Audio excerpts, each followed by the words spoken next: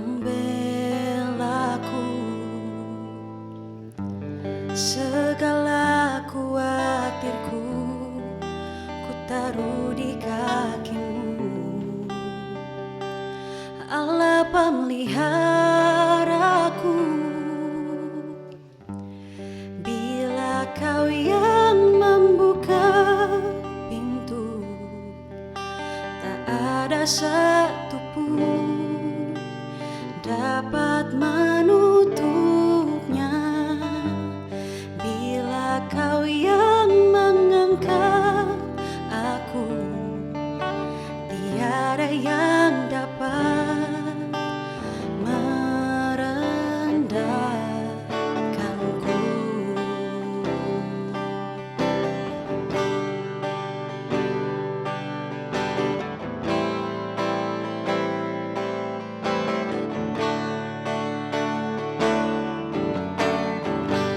Segala perkaraku ku serahkan padamu, Allah pembelaku. Segala khawatirku ku taruh di kakimu, Allah pemeliharaku. Bila kau yang membuka pintu, tak ada satupun dapat menutupnya.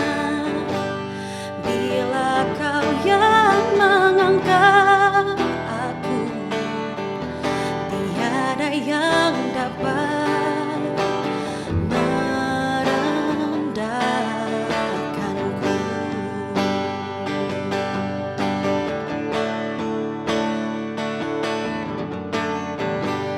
Bila kau yang membuka pintu, tak ada satupun dapat menutupnya. Bila kau yang mengangkat aku, tiada yang dapat merendahkanku. Tiada yang dapat merendahkanku.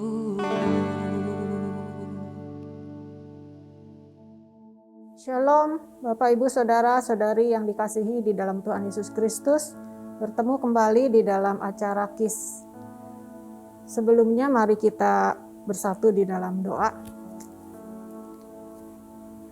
Bapa kami yang ada di dalam surga, Tuhan, kami mengucap syukur atas kasih setia Tuhan, kemurahan Tuhan di dalam kehidupan kami, sehingga kami boleh ada sebagaimana kami ada.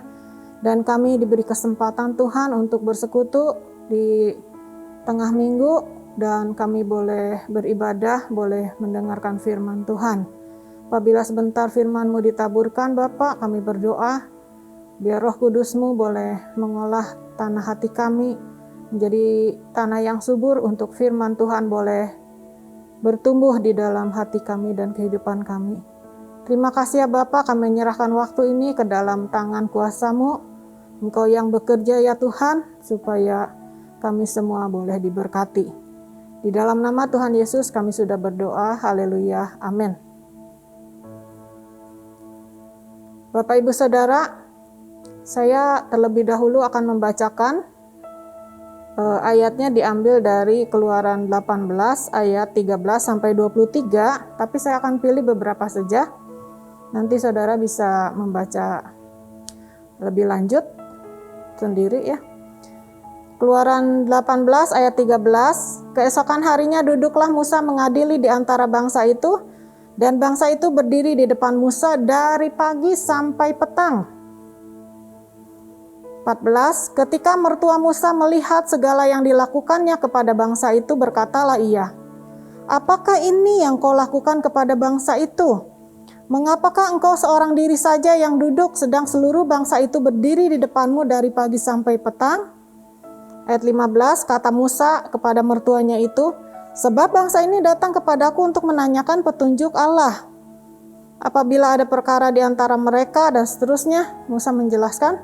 Tetapi mertua Musa menjawabnya, tidak baik seperti yang kau lakukan itu. Saudara, dari perikop ini kita ingin belajar ada beberapa hal. Ada 4 hal yang ingin kita pelajari. Yang pertama, kita ingin melihat bagaimana cara Musa bekerja. Kita mengetahui bahwa Musa itu pemimpin bangsa Israel, nabi besar, ya. Yang kedua, bagaimana caranya kita diajar. Dan yang ketiga, mengapa kita perlu memanage hidup kita. Kemudian yang terakhir, mengapa kita perlu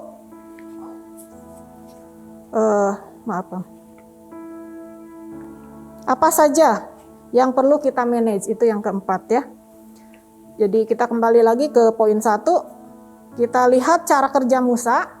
Dengan bangga Musa mengatakan, ini loh bangsa Israel datang kepadaku untuk mereka mengadili perkaranya di hadapanku. Musa merasa bahwa dia sudah melakukan setiap pekerjaannya, setiap pelayanannya itu dengan sangat baik di dalam pemikirannya. Musa merasa dia sudah all out, mengerjakan sekuat tenaga dia, semampu dia untuk melayani bangsa Israel. Tetapi ternyata ada orang yang lebih berhikmat daripada Musa, yaitu mertuanya. Ya, lalu kata mertuanya, tidak baik seperti yang kau lakukan itu.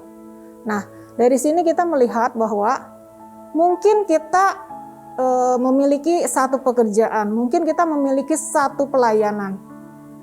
Mungkin kita seorang hamba Tuhan yang besar, yang dipakai Tuhan, yang istilahnya diurapi Tuhan. Tetapi seberapa berhasilnya pun kita di dalam pandangan kita sendiri, ya, selalu harus ada satu keahlian, yaitu managerial skill. Baik kalau kita itu melakukan pekerjaan kita itu dengan rajin, baik, itu perkara yang baik, ya. Tetapi ada satu ayat begini, di dalam Amsal 19 ayat 2 dikatakan begini. Mungkin saudara jarang memperhatikan, di dalam Amsal ada ayat demikian. Tanpa pengetahuan, kerajinan pun tidak baik. Orang yang tergesa-gesa akan salah langkah. Jadi ada satu kerajinan pada diri Musa, tapi kalau pakai istilah zaman sekarang, Musa bekerja dengan rajin, tapi Musa bekerja tidak dengan cerdas. Kalau istilah anak muda sekarang, work hard or work smart. Jadi pilih yang mana, ya. Kemudian dari sini kita mempelajari bahwa Musa itu perlu membenahi caranya dia melayani bangsa Israel.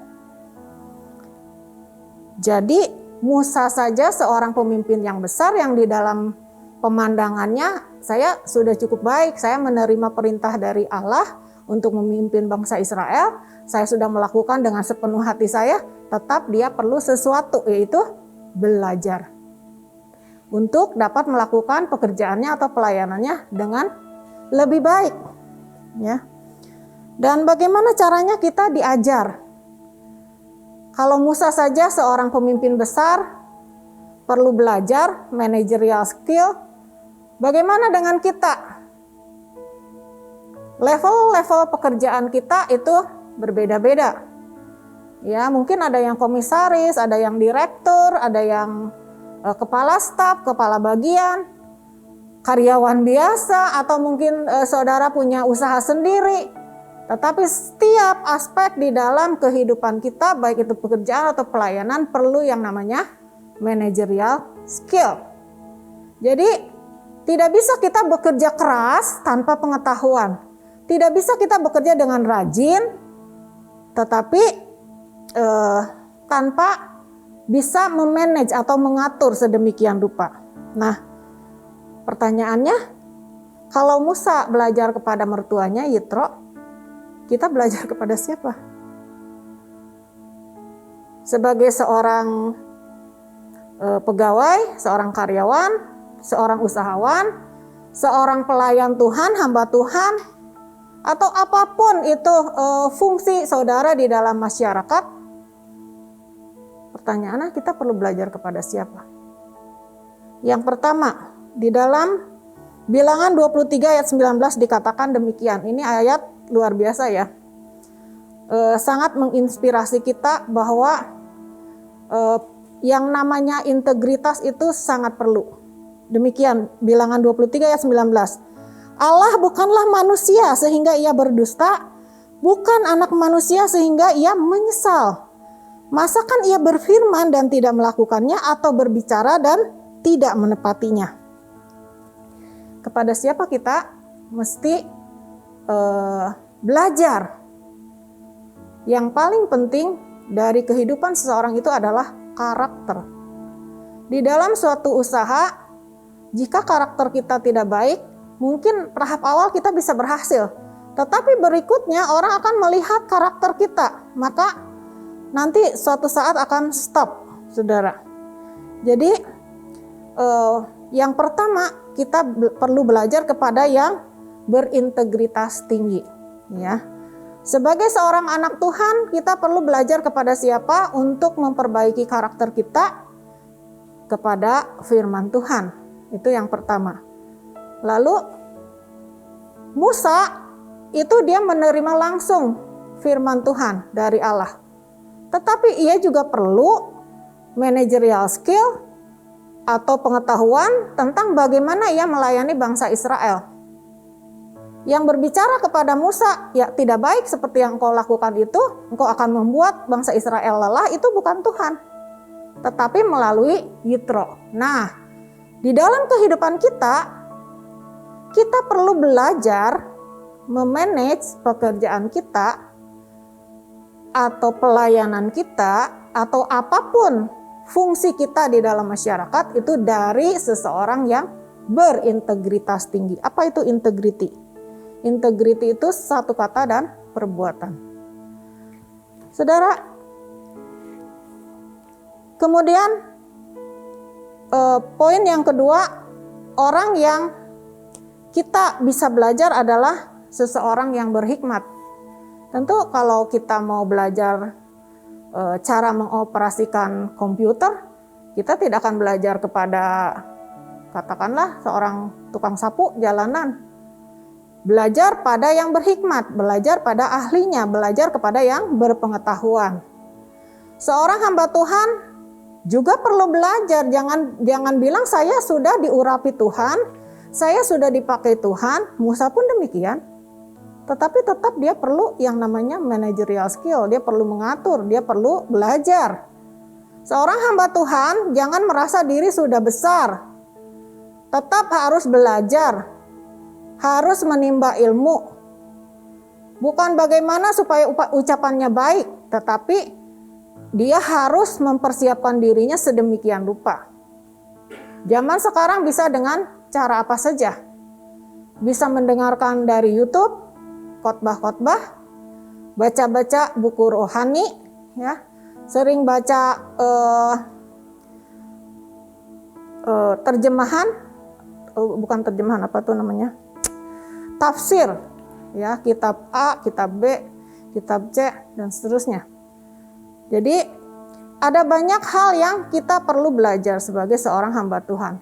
Seorang pemimpin pujian, oh saya suaranya udah baik gitu, tetapi jika dia tidak ketika dia tidak mempersiapkan dirinya sedemikian rupa, ya, teknik-teknik menyanyi, membawakan suasana dengan lebih baik, kemudian menjaga pita suaranya, misal tidak makan gorengan dan sebagainya, itu tidak baik, ya. Rajin tapi tanpa pengetahuan tidak baik, ya. Kemudian poin yang ketiga kita masuk, Saya ketinggalan satu ayat, saya ingin bacakan di dalam Amsal 1 ayat 7, takut akan Tuhan adalah permulaan pengetahuan, tetapi orang bodoh menghina hikmat dan didikan. Jangan merasa saya itu sudah cukup, jangan merasa saya itu sudah mumpuni. Tetap perlu memanage apa yang kita lakukan, supaya bisa lebih baik lagi. Jangan katakan saya sudah diurapi. Oh, saya sudah berpendidikan sampai S2, tidak perlu lagi bertanya kepada orang lain yang lebih senior misalnya, tidak perlu. Itu namanya sombong, saudara. Ya. Yang ketiga, poin ketiga, mengapa kita perlu memanage hidup kita? Yang pertama, Allah mengajarkannya kepada umatnya. Kalau kita baca di dalam misalnya kitab Imamat, ya, itu banyak sekali, apabila kamu demikian akan demikian, ya. Apabila kamu menghadapi hal ini, maka kamu harus begini. Tuhan itu mengajarkan kepada umatnya cara-cara menghadapi setiap permasalahan di dalam kehidupan. Jadi, mengapa kita perlu memanage hidup kita? Karena Allah mengajarkannya kepada kita. Bahkan yang saya terkesan ada ayat di dalam Alkitab mengatakan demikian. Kita ketahui kalau zaman dulu hartanya orang itu ternaknya, ya saudara, ya. Tidak ada mobil zaman dulu. Orang kaya zaman sekarang mungkin bisa dipandang dari jenis mobil yang dia kendarai.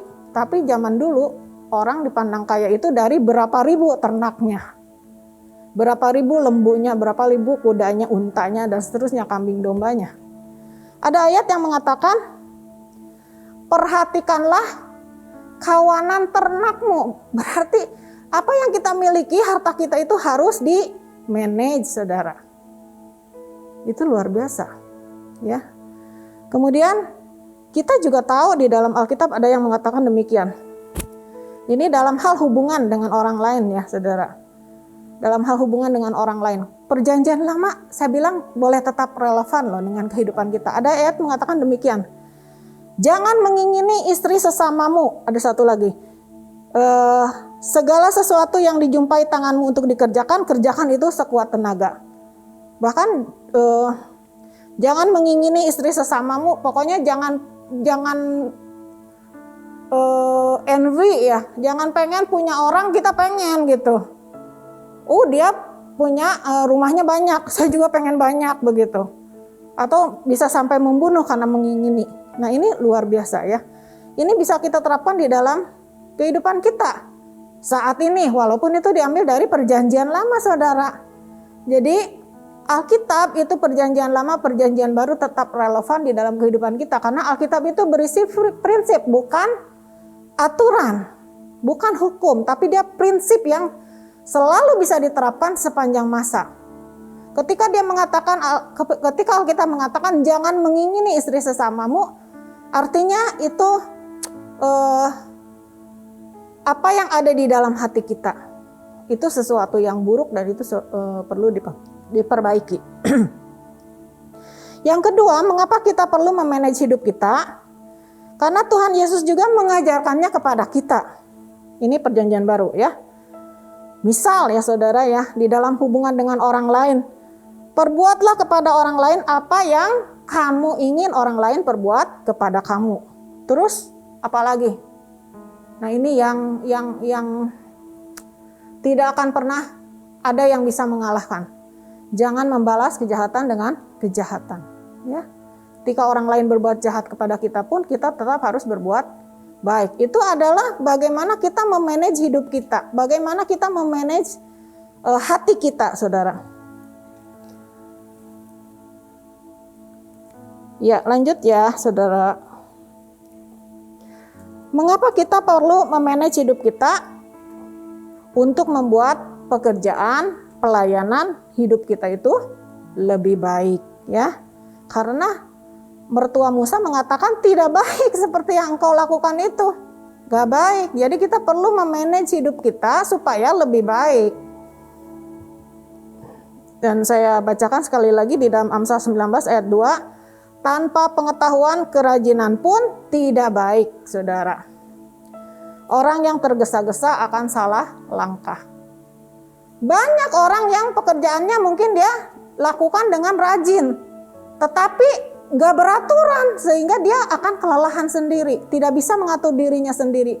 Mana yang penting yang harus dia lakukan, yang pekerjaan dia yang utama dia tidak lakukan, tetapi dia sibuk dengan membantu pekerjaan orang lain. Sedangkan bagiannya dia sendiri tidak dikerjakan.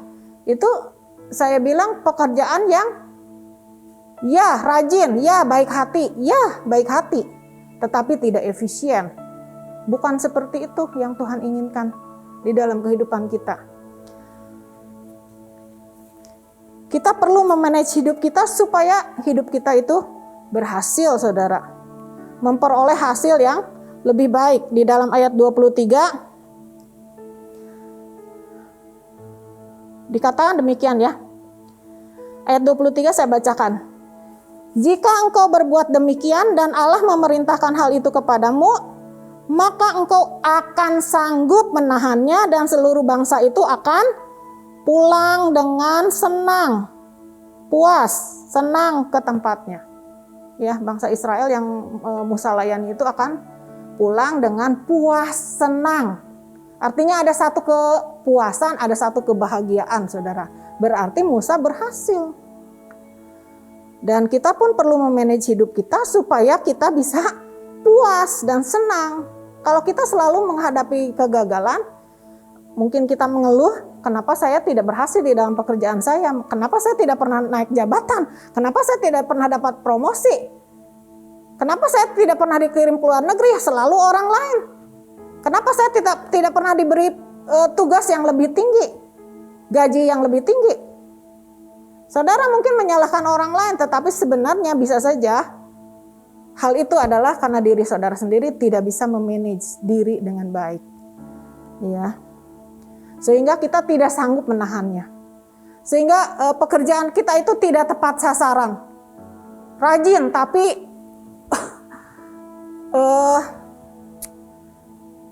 bukan sembrono, tapi ya tidak tepat sasaran, tidak efisien. Apa yang kita lakukan itu tidak efisien. Ya. Kemudian, jika kita tidak memanage apa yang kita lakukan atau hidup kita, maka kita itu akan melelahkan diri kita sendiri. Dan kita juga membuat orang lain lelah. Kita yang lihatnya juga capek. Ini orang seperti ini ya.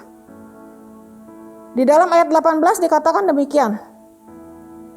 Oleh mertua Musa dikatakan demikian kepada Musa. Engkau akan menjadi sangat lelah, baik engkau, baik bangsa yang beserta engkau ini.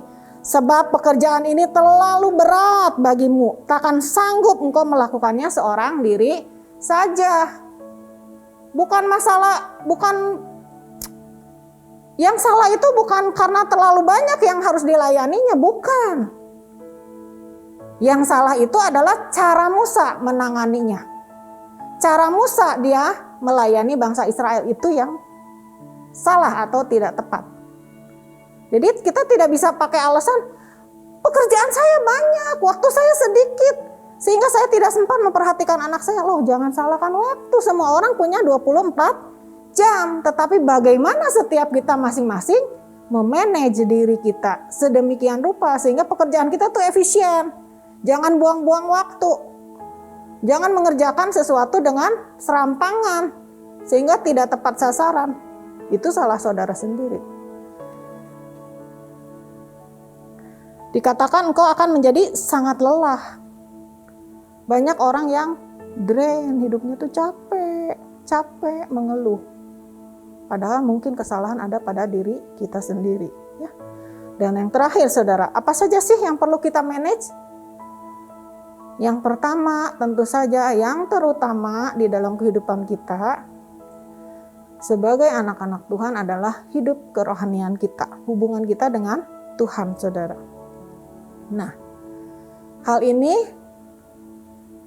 bukan hanya minta pimpinan Roh Kudus, tetapi diri kita sendiri harus meniatkan, menekadkan. Ya, firman Tuhan mengatakan latihan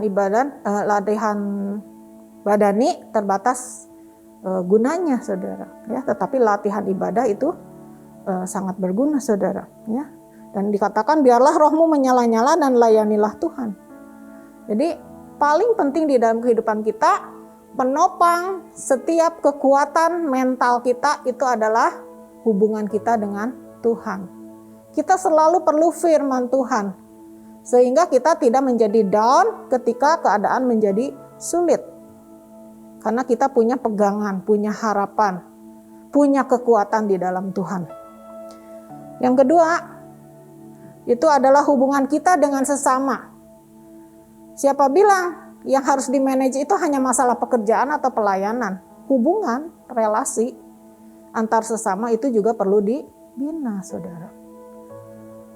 Menyedihkan sekali, ada banyak orang tua zaman sekarang yang berhasil di dalam bisnis, di dalam pekerjaan, tetapi anak-anaknya mengalami apa yang namanya satu kesulitan, satu rasa kesepian.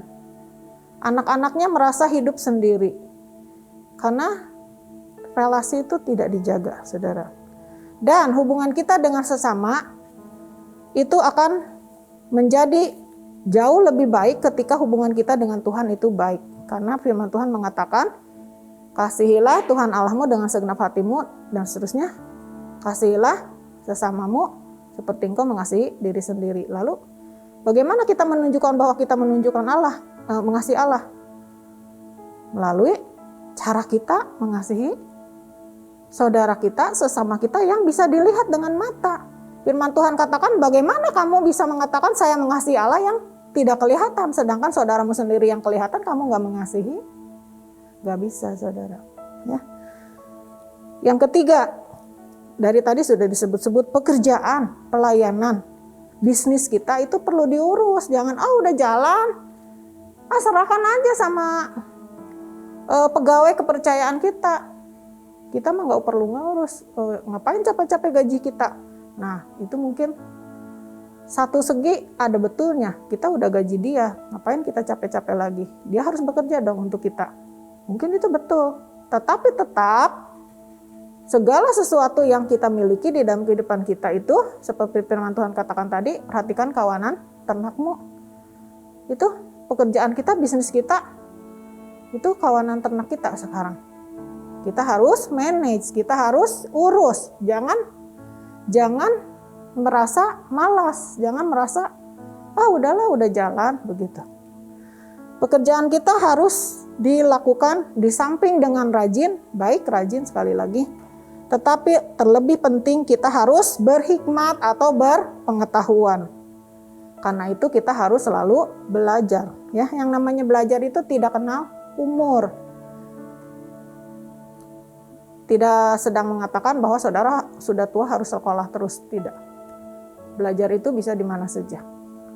Ya, zaman sekarang mau belajar bikin apapun ada ya di YouTube. Mau tanya apa, tanya Mbah Google. Banyak ya, saudara.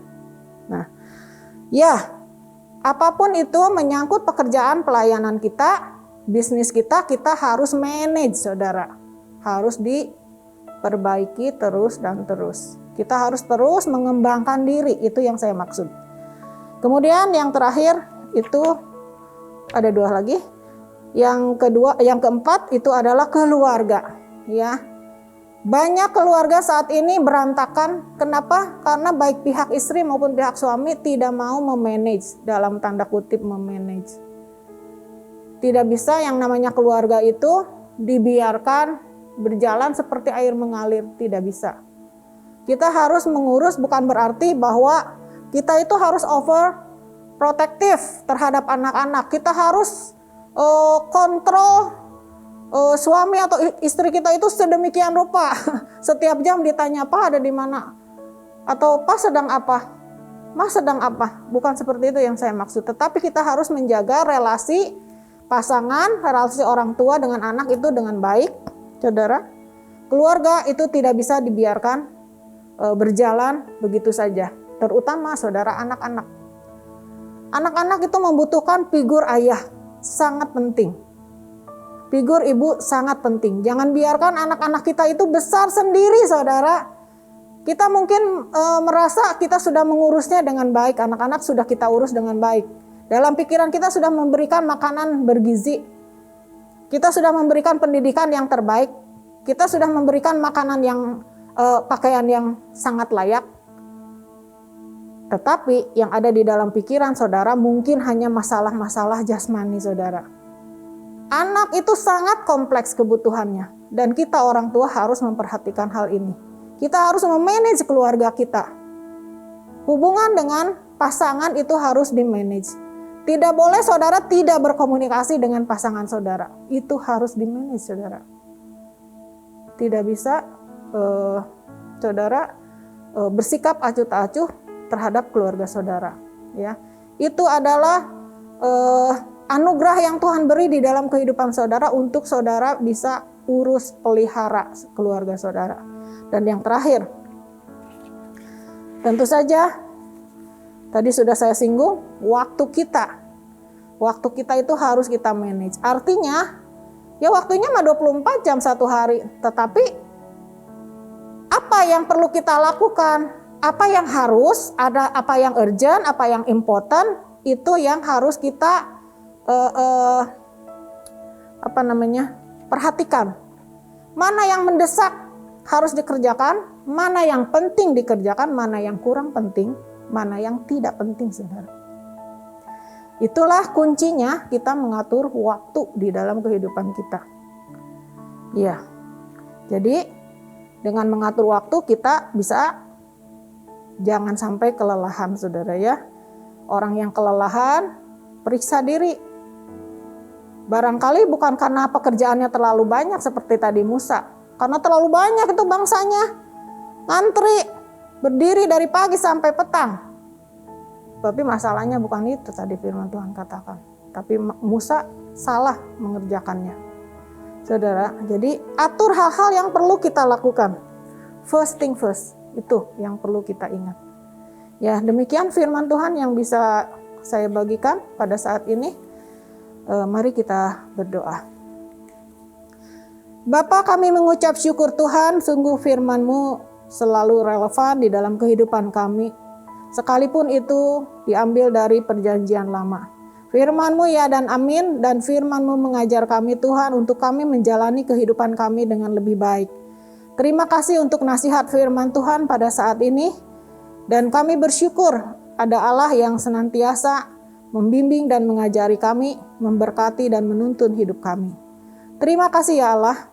Saat ini juga kami ingin berdoa Tuhan untuk keadaan bangsa dan negara kami. Jika saat ini bangsa kami sedang menghadapi COVID-19 pandemik, dan vaksin sedang dilaksanakan, vaksinasi, Tuhan kami menyerahkan supaya program ini boleh berjalan dengan baik, dengan lancar Tuhan, dan seluruh bangsa Indonesia boleh memperoleh vaksin. Tuhan terima kasih, kami menyerahkan bangsa kami, negara kami, Indonesia ke dalam tangan pertolongan Tuhan.